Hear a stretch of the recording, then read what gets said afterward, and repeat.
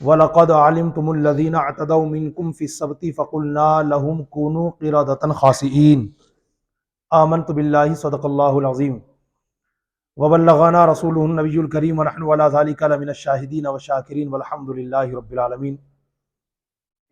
آئیے جس آیت مبارکہ کی تلاوت کا شرف ابھی میں نے حاصل کیا ہے اس حوالے سے کچھ گفتگو کریں۔ اس سے پہلے نبی مختار، دونوں عالم کے مالک و مختار، سید ابرار و اخیار، ہم غریبوں کے غمگسار، ہم بے کسوں کے مددگار، صاحب پسینے خوشبودار، شفیع روز شمار، جناب احمد مجتبی حضرت محمد الرسول اللہ صلی اللہ تعالی علیہ وسلم کی بارگاہ عالی وقار میں جھوم جھوم کر پڑھ لیں الصلاۃ والسلام علیک یا رسول اللہ وعلی آلک واصحابک یا حبیب اللہ،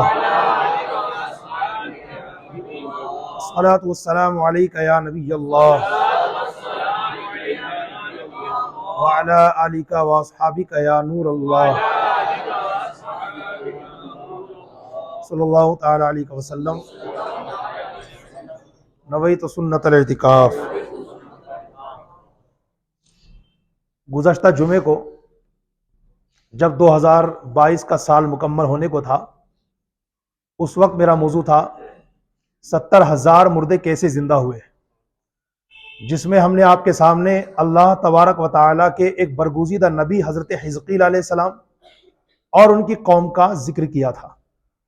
آج جبکہ نیا سال 2023 شروع ہو چکا ہے، تو اس سال کے اس پہلے جمعہ میں بھی انشاءاللہ آج آپ کے سامنے ہم ایک اللہ کے برگزیدہ نبی حضرت داؤد علیہ السلام اور ان کی قوم کا ذکر کریں گے۔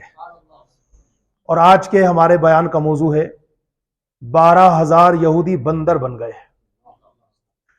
اور اس کے تناظر میں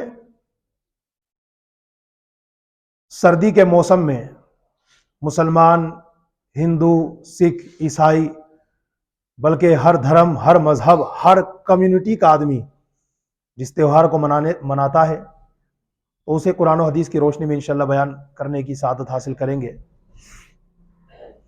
سب سے پہلے حضرت داؤد علیہ السلام کے بارے میں چند لائن سماعت فرما لیں۔ اللہ تبارک و تعالیٰ کے ویسے تو ہر نبی زندہ ہیں، اور ہر نبی کے بارے میں ہمارا ایمان، ہمارا عقیدہ یہ ہے کہ وہ سب کے سب زندہ ہیں، کیونکہ تمام نبیوں کے امام صلی اللہ تعالی علیہ وسلم کا فرمان عالی شان ہے الانبیاء احیاء فی قبورہم یصلون۔ انبیاء کرام علیہ السلام زندہ ہوتے ہیں، اپنے اپنے مزارات مقدسہ میں نماز بھی ادا کرتے ہیں۔ اللہ تعالیٰ کے ایک نبی ہیں جنہیں میرے رب کریم نے پوری دنیا کی بادشاہت عطا فرمائی، ان کا نام ہمارے بچے بچے کو معلوم ہے، حضرت سلیمان علیہ السلام۔ سورہ نمل میں جن کا ذکر موجود ہے، انہی کے والد محترم ہیں حضرت داؤد علیہ السلام۔ حضرت داؤد علیہ السلام جن کو اللہ تبارک و تعالیٰ نے ایک عظیم معجزہ یہ عطا فرمایا کہ جب لوہا آپ کے ہاتھ میں آ جاتا تھا موم کی طرح نرم ہو جاتا تھا۔ حضرت داؤد علیہ السلام، انہی کی قوم کا واقعہ آپ حضرات سماعت فرما لیجیے سب سے پہلے، پھر انشاءاللہ اس کے تناظر میں مزید آگے کی گفتگو چلے گی۔ حضرت داؤد علیہ السلام کی قوم کے 70,000 آدمی سمندر کے کنارے ایلا نام کے گاؤں میں رہتے تھے، جس کی نسبت سے انہیں اہل ایلا کہا جاتا تھا۔ جیسے میں اور آپ میں سے کئی حضرات جے پور کے رہنے والے ہیں، تو ہمیں جے پور کی نسبت سے اہل جے پور کہا جاتا ہے۔ تو حضرت داؤد علیہ السلام کی قوم کے 70,000 لوگ سمندر کے کنارے ایک گاؤں میں رہتے تھے، اس کا نام تھا ایلا، جس کی نسبت سے یہ قوم کے لوگ اہل ایلا کہلاتے تھے۔ بڑی نعمتوں میں تھے، بڑی فراخ دستی تھی، بڑی خوشحالی تھی، اور طرح کے عیش و عشرت میں زندگی گزار رہے تھے۔ اللہ تعالیٰ نے چاہا کہ ان کا امتحان لیا جائے، کیونکہ اللہ تعالیٰ کی عادت کریمہ ہے کہ اللہ تعالیٰ اپنے بندوں کا امتحان لیتا ہے۔ قرآن کریم کے اندر بھی درجنوں مقامات پہ اللہ تعالیٰ اپنے بندوں کے امتحان لینے کے حوالے سے ارشادات عطا فرماتا ہے، تو اپنی عادت کریمہ کے حوالے سے اللہ نے ان کا بھی امتحان لینا چاہا۔ تو جانتے کیا امتحان لیا؟ اللہ تعالیٰ نے ان کے لیے سیٹرڈے یعنی سنیچر کے دن شکار کرنا حرام کر دیا۔ سنیچر کے دن شکار کرنا حرام کر دیا، باقی جو سپتہ کے 6 دن باقی کے ہیں شکار کرو۔ اب یہ اتنے آزمائش میں مبتلا ہو گئے کہ سنیچر کے دن سمندر میں بہت زیادہ مچھلی آتی تھی اور دنوں میں اتنی نہیں آتی تھی. اب کیا کریں؟ تو شیطان مردود آیا، ہر جگہ پہنچ جاتا ہے نا. ہمارے جسم میں خون جس تیز رفتاری کے ساتھ دوڑتا ہے نا، اس سے زیادہ کہیں تیز رفتاری کے ساتھ یہ شیطان اپنے وسوسے دوڑاتا ہے. اسی وجہ سے ہم نماز بھی پڑھتے ہیں، سکون سے نماز نہیں پڑھ پاتے. یہاں نماز شروع کی، دل نہ جانے کہاں کہاں چلا جاتا ہے. کئی بار سجدے سہو واجب ہو جاتا ہے، اور کئی بار یہ بھول جاتے ہیں کہ رکعت کون سی ہے. اسی وجہ سے کبھی کبھی اپنے آپ کو چیک کیا کریں کہ جب نماز مکمل پڑھ کے فارغ ہو جائیں، سلام پھرنے کے بعد اپنے دل سے پوچھیں میں نے پہلی رکعت میں کون سی سورت پڑھی تھی. اور اگر جماعت کے ساتھ نماز پڑھ رہے ہیں اور نماز جہری ہے، فجر کی نماز ہے یا مغرب کی نماز ہے یا عشاء کی نماز ہے یا جمعہ کی نماز ہے، تو سلام پھرنے کے بعد جب امام صاحب سلام پھر لیں تو اپنے دل سے پوچھیں امام صاحب نے پہلی رکعت میں کون سی سورت پڑھی تھی اور بعد میں کون سی سورت پڑھی تھی. شاید آپ کا دل معافی چالے گا کہ مجھے معلوم نہیں ہے. کیوں؟ کہیں اور گیا ہوا تھا. آپ کا جسم تو یہاں موجود تھا مگر دل مارکیٹ میں گھوم رہا تھا. تو اللہ ہمارا نمازوں میں دل لگا دے. شیطان پہنچ گیا اور مردود نے جا کر کے ہیرا بازی شروع کی، مکاریاں شروع کی، اور حضرت داؤد علیہ الصلوۃ والسلام کی قوم کے دلوں میں اس نے یہ وسوسہ ڈالا کہ دیکھو اللہ نے کیا کرا ہے. اللہ نے کیا کہا ہے؟ سنیچر کے دن شکار مت کرنا.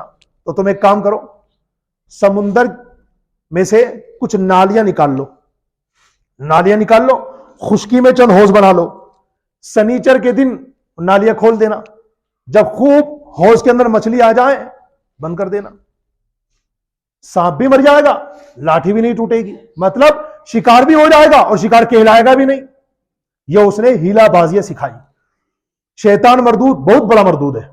یہ اللہ کے بندے کو اللہ سے دور کرنے کے لیے جو ہیلے بہانے تراشتا ہے نا، کسی بھی اینگل سے بندے کو گمراہ کرنے کی کوشش کرتا ہے. اور ہم تو سیاکار ہیں، ہم تو گناہگار ہیں، ہم تو بدکار ہیں، ہم تو خطا کار ہیں. ہمارے نامہ اعمال میں نیکی کے نون کے نقطے کے برابر کوئی اچھا کام نہیں ہے. اللہ کے ولیوں تک کے پاس چلا جاتا ہی ہے، انہیں گمراہ کرنے کی کوشش کرتا ہے. جی ہاں، داستان بھری پڑی ہے. بلعام بن باورا کا نام نہیں سنا آپ نے؟ کتنا بڑا ولی تھا، فرش پہ بیٹھ کے عرش کے اوپر لوہے محفوظ کو دیکھتا تھا اور کس کی تقدیر میں کیا لکھا ہے بتا دیتا تھا.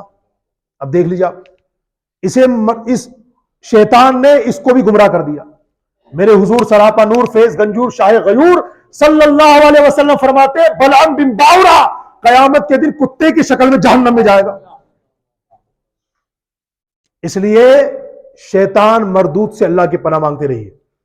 میرے اور لاکھوں لاکھ مسلمانوں کے پیر و مرشد امیر اہل سنت دامت برکاتہم العالیہ نے حضور کی امت کو ایک وظیفہ عطا فرمایا اور ارشاد فرمایا جو مسلمان روزانہ 10 ٹائم صرف 10 مرتبہ اعوذ باللہ من الشیطان الرجیم، اعوذ باللہ من الشیطان الرجیم، اعوذ باللہ من الشیطان الرجیم پابندی سے پڑھے گا، انشاءاللہ شیطان اسے گمراہ نہ کر سکے گا.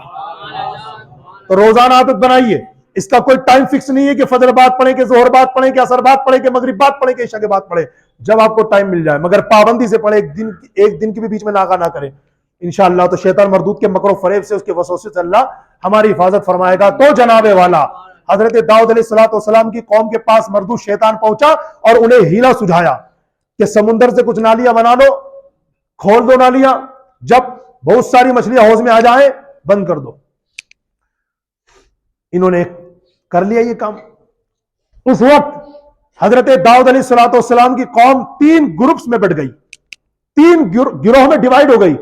ایک قوم کے وہ لوگ تھے جو اس کام کو برا کہہ رہے تھے اور جو یہ کام کر رہے تھے ان کو بھی روک رہے تھے کہ بھائی مت کرو، یہ بھی شکار ہی ہے. اور یہ ریئلی شکار ہی تھا، کیونکہ جال ڈال کے مچھلی پکڑو وہ بھی شکار ہے، اور نالیاں بنا کے حوض میں مچھلی چھوڑ دو یہ بھی تو شکار ہے. کان یہاں سے پکڑو یا یہاں سے پکڑو، کان تو پکڑ رہے ہو نا. تو یہ نیک لوگ تھے، یہ اچھے لوگ تھے جو سمجھا رہے تھے. خود بھی باز رہے اس حرام کام سے. جب اللہ تعالیٰ نے کسی بھی اینگل سے شکار کرنے کو ہمیں سنیچر کے دن منع کر دیا تو ہمیں رکنا ہے، بس ختم بات. اس پہ توکل کرو. سنیچر کے دن جتنی مچھلی آتی ہے بہت زیادہ آ رہی ہے نا، دوسرے دنوں میں نہیں آ رہی. اللہ پہ توکل کرو، اللہ تعالیٰ تمہارے لیے دوسری دن برکت عطا فرمائے گا. بہت روکا تو یہ خود بھی رکے، دوسروں کو بھی روکنے کی کوشش کی. ایک گروہ وہ بنا حضرت داؤد علیہ السلام کی قوم کا جو ان کو روکتا نہیں تھا لیکن دل میں اس کو برا جانتا تھا. ہم خود رک گئے، دل میں اس کام کو برا جان رہے کہ حرام کام کر رہے ہیں لیکن روکتے نہیں تھے. بھئی یہ کہتے تھے یہ جانے ان کا کام جانے. اور تیسرا گروہ یہ بدبختوں کا تھا جو کرتے بھی تھے شکار سنیچر کے دن, مچھلیاں پکڑتے بھی تھے, کھاتے بھی تھے, اور مارکیٹ میں سیل آؤٹ بھی کرتے تھے, بیچتے بھی تھے.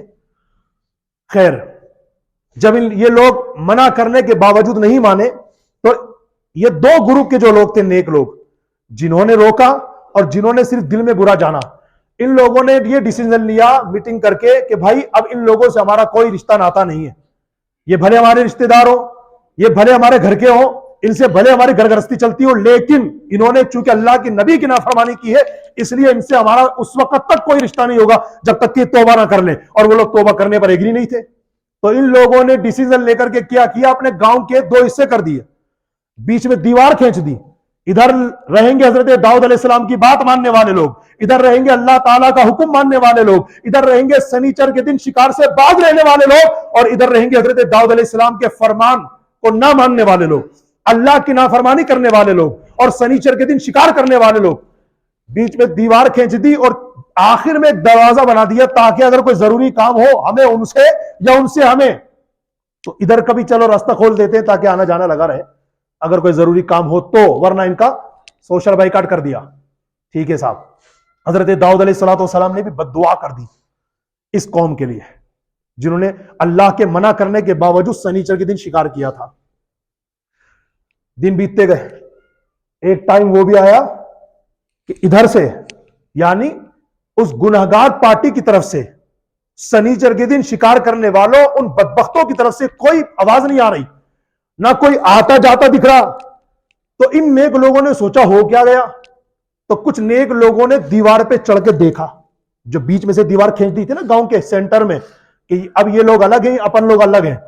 تو ان نیک لوگوں نے دیوار پہ چڑھ کے جب دیکھا تو یہ جو بدبخت تھے یہ 12,000 تھے, 12,000. جب ان نیک لوگوں نے دیوار پر چڑھ کے ان 12,000 بدبختوں کو دیکھا, آن کی آن میں اللہ نے سب کو بندر بنا دیا, سب کو بندر بنا دیا. ان دیوار پر چڑھنے والوں نے نیچے اتر کے اپنے خاندان والوں سے کہا, بقیہ نیک لوگوں سے کہا, بڑے بزرگوں سے کہا, سب ڈر گئے اور جلدی جلدی بھاگے اور اسی دروازے سے انٹر ہوئے اور اس گنہگار بستی کی طرف گئے. دیکھا 12 کے 12,000 سب کے سب بندر بنا دیے گئے. جب کوئی بندر اپنے رشتہ دار کو دیکھتا بھاگتا وہ اس کے پاس آتا, اس کے کپڑے سونگتا, اس سے کچھ کہنا چاہتا مگر کہہ نہیں پاتا, خالی آنکھوں سے آنسو بہاتا. 3 دن تک یہ 12,000 بندر قوم بھوکی رہی, پیاسی رہی, کچھ کھانا چاہتی تو کھا نہیں پاتی, کچھ پینا چاہتی تو پی نہیں پاتی. 3 دن گزرنے کے بعد اللہ تعالیٰ نے ان سب کو ہلاک کر دیا. قرآن مقدس کا پارہ نمبر 1 سورۃ البقرہ آیت نمبر 65 میں اللہ تعالیٰ نے اسی واقعے کی طرف اشارہ کرتے ہوئے فرمایا وَلَقَدْ عَلِمْتُمُ الَّذِينَ اعْتَدَوْا مِنْكُمْ فِي السَّبْتِ فَقُلْنَا لَهُمْ كُونُوا قِرَدَةً خَاسِئِينَ. اللہ فرماتا ہے تمہیں معلوم ہے یقیناً ان لوگوں کے بارے میں جنہوں نے سنیچر کے دن سرکشی کی تھی. فَقُلْنَا لَهُمْ كُونُوا قِرَدَةً خَاسِئِينَ, تو ہم نے ان سے فرمایا ہو جاؤ دھتکارے ہوئے بندر. دم زدن میں ٹائم نہیں لگا, اللہ کی طرف سے پوری بستی 12,000 کی 12,000 بندر بنا دی گئی. جناب والا اس کا مزید ذکر سورۃ الاعراف کے اندر بھی موجود ہے. یہ میرے آپ حضرات کے سامنے حضرت داؤد علیہ السلام کی اس قوم کا ذکر کیا جسے اللہ تعالیٰ نے نافرمانی کرنے کے نتیجے میں عذاب نازل کر کے بندر بنا دیا. اب اس واقعے سے ہمیں سیکھنے کو کیا ملا؟ اگر پوائنٹ ٹو پوائنٹ چلے تو بہت ساری باتیں آئیں گی, ٹائم جن کی اجازت نہیں دے گا. صرف میں ایک بات لے کر اسی پر گفتگو آگے بڑھاتا ہوں. شیطان کتنا بڑا مردود ہے. اللہ کے بندوں کو اللہ سے دور کرنے کے لیے وہ جو ہیلے بہانے تراشتا ہے, جو ہتھیار استعمال کرتا ہے اور اللہ تعالیٰ کے بندوں کو اللہ سے دور کرنے کی ناپاک کوششیں کرتا ہے, ان میں ایک کوشش یہ بھی ہوتی ہے کہ وہ برے کاموں کو اچھا کر کے پیش کر دیتا ہے. کبھی دل میں یہ وسوسہ ڈالتا ہے خالی ہم تھوڑی کر رہے ہیں, پوری قوم کر رہی ہے. ہم تھوڑی کر رہے ہیں, ہمارے بڑے بزرگ بھی لگے ہوئے ہیں. صرف ہم تھوڑی کر رہے ہیں, ہمارے بڑے بھائی بھی کر رہے ہیں. صرف ہم تھوڑی کر رہے ہیں, ہماری پوری برادری انوالو ہے. تو اگر میں اکیلا بچ جاؤں گا تو یہ کام کیا ختم ہو جائے گا کیا؟ کس کا وسوسہ ہے؟ شیطان مردود کا. بس وہ چاہتا ہے کہ آپ کسی طریقے سے اللہ کی نافرمانی پر نڈر رہیں, اللہ کی نافرمانی کرتے رہیں. اسی کا نتیجہ ہے کیا مسلمان، کیا ہندو، کیا سکھ، کیا عیسائی، ہر کمیونٹی کا، ہر دھرم کا، ہر مذہب کا آدمی پتنگ بازی میں لگا ہوا ہے. دیکھیے ہم جس مسجد میں کھڑے ہو کر ابھی بیان کر رہے ہیں اور جس مسجد میں آپ بیٹھ کر ہمارا بیان سن رہے ہیں، آس پاس کی بستی کیا ہندوؤں کی ہے، کیا عیسائیوں کی ہے، کیا سکھ لوگوں کی؟ نہیں. مسلم کمیونٹی کے لوگ یہاں رہتے ہیں الحمدللہ پوری بستی میں. چند ایک گھر نان مسلمز کے ہیں لیکن زیادہ تر آبادی یہاں مسلمانوں کی ہے. مگر ابھی باہر جا کر آپ دیکھیے، میں بچوں کی بات نہیں کر رہا، ان چچوں کی بات کر رہا ہوں جن کی عمر 20 25 30 سال کی ہو گئی ہے. نماز جمعہ کا وقت ہے، خطبے کا وقت ہونے والا ہے، مگر ابھی بھی وہ پتنگ بازی کر رہے ہیں. چلیے خیر، جس کے مقدر میں وہ کرے گا، لیکن جس کے مقدر میں اللہ نے توبہ لکھی وہ توبہ بھی کر لے گا. کیسے کرے گا؟ واقعہ سناتا ہوں. ہندو دعویٰ نہیں کر سکتا کہ تہوار ہمارا ہے. یاد رکھنا، بڑی ذمہ داری سے بات کر رہا ہوں، یہ بیان میرا ہندو بھی سنیں گے. ہندو دعویٰ نہیں کر سکتا کہ یہ تہوار پرسنلی ہمارا ہے. عیسائی بھی دعویٰ نہیں کرے گا کہ یہ تہوار ہمارا ہے. سکھ بھی دعویٰ نہیں کرے گا کہ یہ تہوار ہمارا ہے. تو میرے مسلمانوں، تم کیوں دعویٰ کرنے لگ گئے کہ تہوار تمہارا ہے؟ آپ کہیں گے کیسے؟ میں کہوں گا ایسے کہ یہ تہوار پتنگ بازی کا، یہ تہوار شکرات کا، یہ تہوار مکر شکرانتی کا اور یہ تہوار بسنت میلہ کا کسی مسلمان کا نہیں، کسی سکھ کا نہیں، کسی عیسائی کا نہیں، کسی ہندو کا نہیں، بلکہ گستاخان رسول کا تہوار ہے. سن لیجئے، پروف پیش کر رہا ہوں آپ کے سامنے. اگر ابھی معاذ اللہ ہمارے جے پور میں یا انڈیا میں کہیں بھی یا دنیا میں کہیں بھی اگر ہمارے حضور کی کوئی گستاخی کرنے کے لیے سر اٹھاتا ہے، ہم احتجاج کرتے ہیں، ہم پردرشن کرتے ہیں، ہم جلوس نکالتے ہیں، اس کے لیے آواز بلند کرتے ہیں. کیوں؟ اسے سزائے موت دی جائے، اسے پھانسی پہ چڑھایا جائے. اس کے لیے ہم خود کورٹ سے مطالبہ کرتے ہیں کہ اسے جینے کا حق نہ دیا جائے، جینے کی پرمیشن اسے چھین لی جائے اور اسے سزائے موت دے دی جائے. کیوں بھائی؟ ہمارے نبی کی گستاخی کی ہے. اچھا، اگر کوئی نبی پاک صلی اللہ علیہ وسلم کی شان میں یا ان کے اہل بیت کی شان میں یا ان کے صحابہ کی شان میں یا ان کی شہزادی کی شان میں یا ان کے نواسوں کی شان میں اگر کوئی ذرہ برابر گستاخی کرنے کی ناپاک کوشش کرتا ہے، ہمارے تن بدن میں آگ لگ جاتی ہے، لگنی چاہیے. ہمارا خون گرم ہو جاتا ہے، ہونا چاہیے. ہمیں غصہ آ جاتا ہے، آنا چاہیے. مگر یہ تہوار منانے والوں سنو، یہ تہوار بھی گستاخ رسول کی یاد میں منایا جاتا ہے. کیسے؟ بتاتا ہوں. جب ہمارا ہندوستان کا بٹوارا نہیں ہوا تھا، ہندوستان پاکستان جب ایک تھا نا، اس زمانے کی بات ہے، سیال کوٹ میں ایک غیر مسلم نے ہمارے پیارے نبی حضرت مکی مدنی محمد عربی صلی اللہ علیہ وسلم کی شان اقدس میں اور ان کی لاڈلی شہزادی خاتون جنت ملکہ فردوس بری سیدہ کائنات ام الحسنین حضرت سیدتنا بی بی فاطمہ الزہرا رضی اللہ تعالی عنہ کی شان میں گستاخی کی. جب اس گستاخ کی گستاخی مسلمانوں نے سنی، ان کا جوش ایمانی برانگیختہ ہو گیا. ہونا چاہیے تھا، ہو گیا. چنانچہ وہ سب جمع ہوئے اور اس گستاخ رسول کے خلاف کورٹ میں کیس کر دیا. کیس سکسیز ہوا. اس گستاخ رسول کو کورٹ میں بلایا گیا، کٹ گھرے میں کھڑا کیا گیا. اس نے اقرار جرم کیا جس کی پاداش میں اسے سزائے موت سنا دی گئی. مسلمانوں، ان مسلمانوں کو مبارک ہو جنہوں نے یہ پیش قدمی کی اور ماشاءاللہ کیس سکسیز ہوا اور اللہ کے کرم سے جو سزا اسے دنیا میں دی جانی چاہیے تھی وہ اس جج نے دی. ہم اسے بھی سیلیوٹ کرتے ہیں، ہو گئی سزا. لیکن اب کیا ہوا سنو، وہ تو مر گیا، ختم ہو گیا. اس کے مرنے کے بعد اس کے چاہنے والوں میں، ماننے والوں میں اور اس کے فرینڈز میں، اس کی گیدرنگ کے لوگوں میں صف ماتم بچ گئی. جس کو دیکھو اداس ہے، جس کو دیکھو غمگین ہے، جس کو دیکھو آنسو بہا رہا ہے. تو اب ان کا آنسو بہانا کیسے ختم کیا جائے؟ اور ہمارا جو سرغنہ مر گیا، ان لوگوں نے ہمارا جو سرغنہ مارا گیا جس کو پھانسی کی سزا سنائی گئی ہے، اس کی یاد کو کیسے باقی رکھا جائے؟ تو ان کے ایک سرمایہ دار نے، ان کے ایک رئیس نے، ان کے ایک مالدار شخص نے اپنی قوم کو یہ پیغام دیا کہ اب تو ہمارا سرغنہ تو چلا گیا، ہمیں سال ہر سال اس کی یاد ایسے منانی ہے کہ ہم بسنت میلہ منائیں گے، شکرات منائیں گے، پتنگ بازیوں کا تہوار منائیں گے. اور پتنگ بازی کا تہوار اس کے بعد شروع کیا گیا تاکہ اس کی یاد تازہ رہے. یہ شکرات کا تہوار شروع کیا گیا تاکہ اس کی یاد تازہ رہے. یہ پتنگیں اڑائی جائیں تاکہ اس کی یاد تازہ رہے. اور نبی کے نام پہ گردنیں کٹانے کا دعویٰ کرنے والوں، یہ پتنگ اڑانا کوئی مسلمانوں کا نہیں، کوئی ہندوؤں کا نہیں، کوئی عیسائیوں کا نہیں، کوئی سکھوں کا نہیں، گستاخ رسولوں کا تہوار ہے، اور یہ گستاخ رسول کی یاد میں منایا گیا ہے۔ مصیبت یہ ہے کہ آج مسلمانوں نے اس تہوار کو اتنا اپنا لیا ہے گویا کہ تہوار کسی اور کا نہیں ہے، ان کا اپنا تہوار ہے۔ میری قوم کا کوئی شخص کھڑا ہو کر شاید مجھ سے بات کرنا چاہے گا، امام صاحب جسٹ 1 سیکنڈ، میں یہ کہنا چاہتا ہوں امام صاحب، گستاخ رسول کی یاد میں بنایا گیا، ٹھیک ہے آپ نے سچ کہا، وہ مرا اس کی یاد میں منایا گیا، آپ نے سچ کہا، جنہوں نے منایا آپ نے سچ کہا، لیکن امام صاحب ہم تو اس کی یاد میں نہیں منا رہے، ہم تو کوئی اس کی یاد منانے کے لیے نہیں کر رہے، ہم تو انجوائے کر رہے ہیں۔ ابھی شروع میں نے کیا سمجھایا، بھول گئے؟ تقریر ابھی بھی تو کی ہے، پھر آنے والے ہفتے تک کیا یاد رکھو گے؟ ابھی تو میں نے سمجھایا کہ یہ شیطان کا بڑا خطرناک وار ہے کہ وہ اللہ کے بندوں کو کسی بھی ہیلے بہانے سے برباد و تباہ کرنے کی کوشش کرتا ہے۔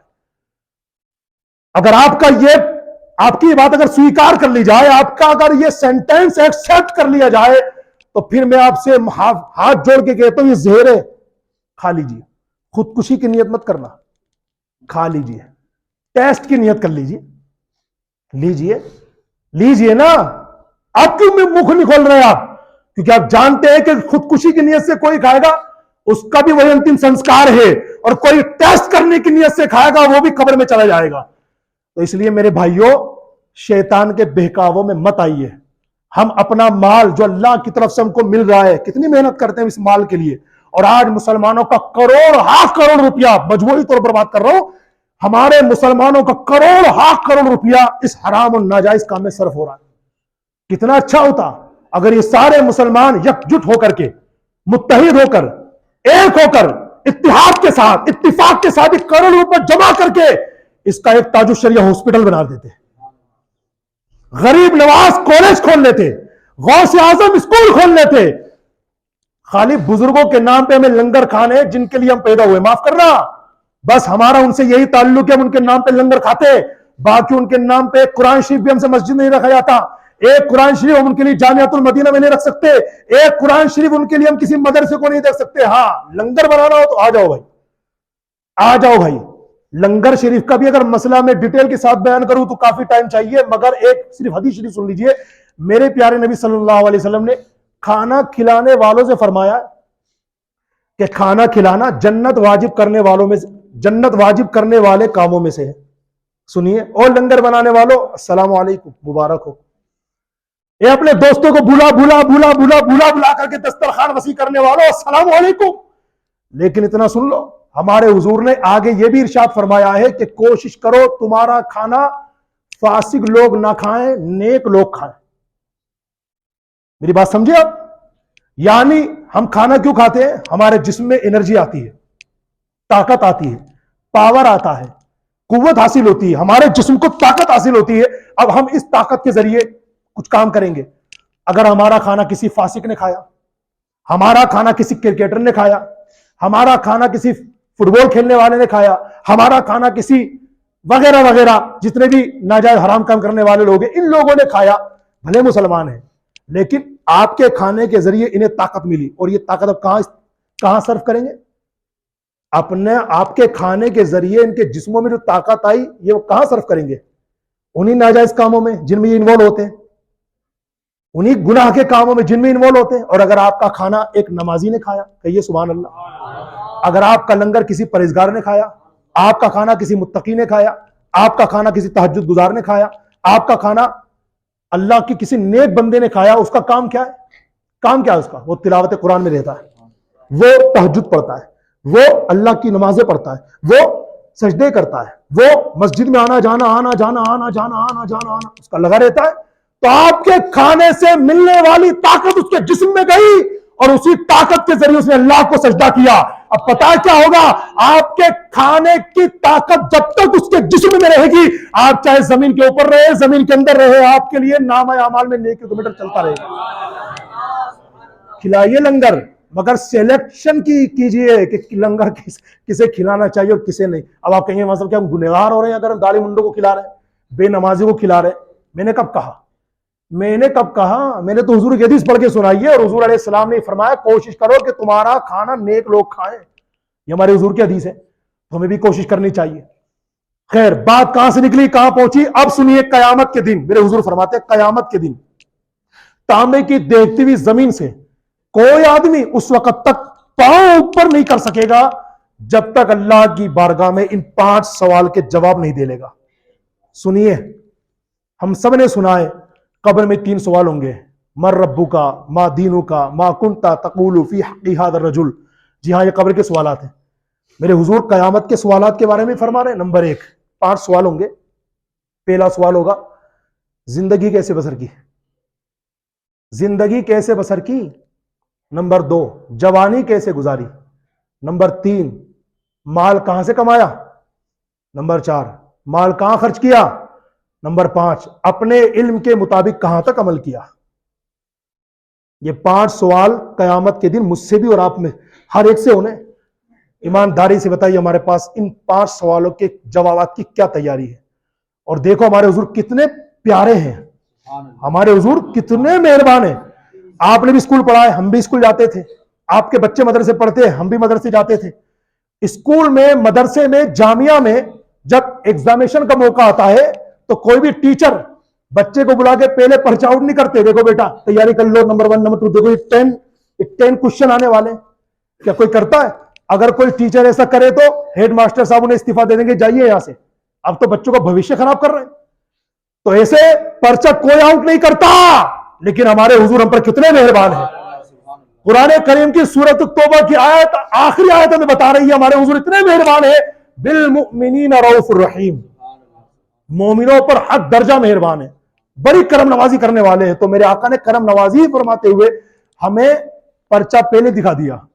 قبر میں جاؤ گے 3 سوال ہوں گے, 3 سوال ہوں گے یہ بھی بتا دیا, اور کون کون سے ہوں گے یہ بھی بتا دیا. من ربک ما دینک ما کنت تقول فی حق ھذا الرجل. اور قیامت کے دن 5 سوال ہوں گے یہ بھی بتایا, اور کون کون سے ہوں گے یہ بھی بتایا. زندگی کیسے بسر کی, جوانی کیسے گزاری, مال کہاں سے کمایا, مال کہاں خرچ کیا, اپنے علم کے مطابق کہاں تک عمل کیا. پرچہ آؤٹ ہونے کے باوجود ہماری کوئی تیاری نہیں ہے. میں سارے سوالات پر تو گفتگو نہیں کر سکتا, اس تیسرے سوال پہ بات کروں ذرا. تیسرا سوال کیا ہوگا قیامت کے دن؟ مال کہاں سے کمایا. غور کیجئے, اپنی محنت سے کماتے ہیں نا, تو یہ بھی دیکھیے کہ حلال طریقے سے آ رہا ہے کہ حرام طریقے سے آ رہا ہے, اور پھر کہاں خرچ ہو رہا ہے, ذرا اس پر بھی میرے بھائیوں توجہ کر لیجئے. ابھی میں نے پتنگ بازی کا ذکر کرتے ہوئے کہا تھا کہ گستاخ رسول کا تہوار ہے جو اس کی یاد میں منایا جاتا ہے. آپ بھلے اس کی نیت نہ کریں, لیکن آپ کسی بھی اینگل سے انوالو تو ہو گئے نا, انوالو تو ہو گئے نا. زمین و آسمان گواہ تو ہے نا, آسمان بھی گواہی دے گا, زمین بھی گواہی دے گی. جس گستاخ رسول کی یاد میں اس کے ماننے چاہنے والوں نے اس تہوار کو شروع کیا تھا, اس تہوار کو آگے بڑھانے میں, ترقی دینے میں مسلمانوں کا بچہ شریک ہوا, ان کا بڑا شریک ہوا. زمین آسمان دونوں گواہی دیں گے. ہمارے پاس کیا جواب ہوگا؟ تو چوتھا سوال ہوگا مال کہاں خرچ کیا. غور کیجیے ہمارا مال کہاں خرچ ہو رہا ہے. یہ ناجائز حرام اور لہو و لعب کے سامان خریدنے میں کروڑوں روپے برباد ہو رہے ہیں مسلمانوں کے. اس میں کسی کو کوئی ٹینشن نہیں ہے. باپ اپنے جیب سے بچے کو پیسے نکال کے دیتا ہے, پتا ہے کہ میرا بچہ چرخی لے کر کے آئے گا, پتنگ بازی کرے گا, پتا ہے باپ کو, منع بھی نہیں کرے گا. کیوں؟ ارے بچہ ہے بھی. تو میرے باپ سامان آپ کے ہاتھ چومو, میرا اپنا ہاتھ میرے سر پہ رکھ دیجئے, آپ میرے بزرگ ہیں, لیکن آپ یہ کہہ کر اس سے چھوڑیے مت کہ ابھی تو بچہ ہے. ہم تبھی تو سمجھا رہے ہیں ابھی بچہ ہے, ابھی وہ بچہ آپ کی انگلی پکڑ کے چلتا ہے, ابھی نہیں سمجھ رہا. کل یہ کسی اور کو انگلی پکڑا کے چلائے گا تب کہاں سے سمجھ جائے گا. ابھی آپ کی جیب سے کھاتا ہے, نہیں سمجھ پا رہا, کل کو یہ اپنی جیب سے کھائے گا تو کہاں سے سمجھ جائے گا. یاد رکھیے گا یہ بچے ہماری رعایا ہیں, اور کل قیامت کے دن ہم سے ان بچوں کے بارے میں بھی پوچھا جائے گا کہ ہم نے کیا تربیت کی ہے. خوب دیوانے امام حسین کے, اور سپنے دیکھتے ہیں کہ میرے گھر میں کوئی حسین یا غلام حسین پیدا ہوگا. پتنگ اڑانے والے غلام حسین نہیں ہوتے, معاف کرنا. خیر, سمجھانا میرا کام اس لیے تھا کہ اللہ نے ہمیں علم عطا کیا, اور اگر ہم آپ کو نہیں سمجھائیں گے تو جیسے ان لوگوں کو اللہ تعالیٰ نے عذاب میں گرفتار کیا نا, نہ سمجھانے کی وجہ سے, ایسے ہی معاذ اللہ کہیں ایسا نہ ہو کہ اللہ ہم سے ناراض ہو جائے. تو ہماری ذمہ داری بنتی ہے سمجھانے کی. سمجھنا نہ سمجھا وہ آپ پہ ڈیپینڈ کرتا ہے.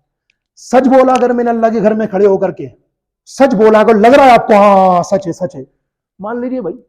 جھوٹ بولا تو جھوٹے کے پیچھے نماز تو ہوتی نہیں, تو آگ بھی گئے نماز پڑھنے, پاس میں اور کی مسجدیں چلے جاؤ. ایک میں محبت کی بات کر رہا ہوں آپ سے, ہے نا. تو ہم سب کو متحد ہو کر, متفق ہو کر اس کا سوشل بائیکاٹ کرنا پڑے گا. ہمارے بچے جن میں جا رہے ہیں, اور آپ سوچو کہ میرا بچہ مان جائے، پہلے آپ خود تو مان جاؤ یار. ظاہر سی بات ہے چاچا جی خود پتنگ اڑا رہے بچے کے، بیٹا پتنگ اڑانا امام صاحب نے منع کرا، بیان سن کے آیا. اس لیے پہلے سدھریے اور پھر سدھاری قوم کو انشاءاللہ. تو دیکھیے اللہ تعالیٰ کیسی برکت عطا فرمائے گا. اور ایک بات آخری عرض کر دوں، یہ آپ نے آج جو بیان سنا حضرت داؤد علیہ السلام کی قوم 12,000 کے 12,000 بندر بن گئے. یہ ایک واقعہ نہیں صرف. ہم الحمدللہ قرآن شریف کی تفسیر پڑھتے ہیں، قرآن شریف میں سے کئی واقعات ہیں خصوصیت کے ساتھ بنی اسرائیل کے اسپیشلی طور پر اللہ نے بیان کیے. بنی اسرائیل یہ وہ قوم ہے جس پر اللہ کی طرف سے آسمان سے پتھروں کی بارش ہوئی. بنی اسرائیل یہ وہ قوم ہے جس پر اللہ کی طرف سے آسمان سے خون نازل ہوا. ایسا خون نازل ہوا، ایسا خون نازل ہوا، ایسا خون نازل ہوا. یہ لوگ دیگچی میں کھانا پکاتے تھے نا، کھانا ہی رہتا تھا. پلیٹ میں نکالتے تھے نا، کھانا ہی رہتا تھا. لیکن جب نوالا ان کے منہ میں جاتا، منہ میں جاتے خون بن جاتا تھا، مجبوراً تھوکنا پڑتا تھا. اس طرح کئی عذاب ان لوگوں پر نازل ہوئے. ایمانداری کی بات مجھے بتائیے گا، جب سے آپ پیدا ہوئے ہیں ہوش سنبھالا اور تب اب تک جو آپ کی عمر ہے ماشاءاللہ، ایمانداری سے بتائیے حضور صلی اللہ علیہ وسلم کی امت میں آپ نے کبھی یہ واقعہ سنا ہے؟ اور انشاءاللہ قیامت تک سنیں گے بھی نہیں. بتائیں کیوں؟ روک لیتی ہے آپ کی نسبت. تیر جتنے بھی ہم پہ چلتے ہیں یہ کرم ہے حضور کا، ہم پر آنے والے عذاب ٹلتے ہیں. یہ میں نہیں کہہ رہا، میرے اللہ نے قرآن شریف میں فرمایا، میرا رب ارشاد فرماتا ہے وَمَا كَانَ اللَّهُ لِيُعَذِّبَهُمْ وَأَنْتَ فِيهِمْ. محبوب آپ اپنی امت میں رہیں اور ہم عذاب نازل کر دیں، ایسا نہیں ہو سکتا. تو یہ حضور صلی اللہ تعالی علیہ وسلم کا اس امت پر بہت بڑا احسان ہے. میرے استاد محترم نے ایک مرتبہ بیان کے دوران ایک حدیث شریف بیان کی کہ نبی پاک علیہ السلام ارشاد فرماتے کہ جب کوئی نبی دنیا سے تشریف لے جاتے ہیں نا تو اللہ تعالیٰ انہیں ان کے مزار شریف میں 3 دن تک رکھتا ہے، اس کے پاس اپنے پاس بلا لیتا ہے. ہمارے حضور صلی اللہ تعالی علیہ وسلم نے ارشاد فرمایا میرے ساتھ بھی یہ معاملہ ہوگا تو میں نے اللہ تعالیٰ سے کہہ دیا نہیں مولا میں اپنی امت کے درمیان رہنا چاہتا ہوں. تو ہمارے آقا صلی اللہ علیہ وسلم آج بھی امت کے درمیان جلوہ فرمائے، جس کی وجہ سے یہ امت بچی ہوئی ہے. ورنہ ایمانداری کی بات یہ ہے کہ بنی اسرائیل میں یا حضرت نوح علیہ السلام کی امت میں یا جناب حضرت لوط علیہ السلام کی امت میں یا حضرت شعیب علیہ السلام کی امت میں یا حضرت دانیال علیہ السلام کی امت میں یا حضرت ابراہیم و اسماعیل و اسحاق کی امت میں دیگر انبیاء کرام کی امتوں نے جو گناہ کیے نا ان سے بڑے بڑے گناہ یہ امت کر رہی ہے. ان کی قوم کا عالم یہ تھا، رات کو چوری چھپے اندھیرے میں کوئی گناہ کر لیتا تھا، صبح اٹھتا تھا نا تو اس کے دروازے پہ گھر کے مین گیٹ پہ لکھا ہوتا تھا اللہ کی طرف سے کہ اس بندے نے آج رات اپنے رب کی یہ نافرمانی کی ہے. رات کو اس موبائل کے ذریعے اندھیرے میں کیا کیا دیکھتے ہیں بھائی نوجوانوں، آپ سے پوچھ رہا ہوں، رضائی میں گھس کے کمبل اوڑھ کے چادر تان کے جب کوئی نہیں دیکھ رہا نا، اس موبائل کے ذریعے کیا کیا دیکھتے ہیں؟ سب اللہ دیکھ رہا ہے.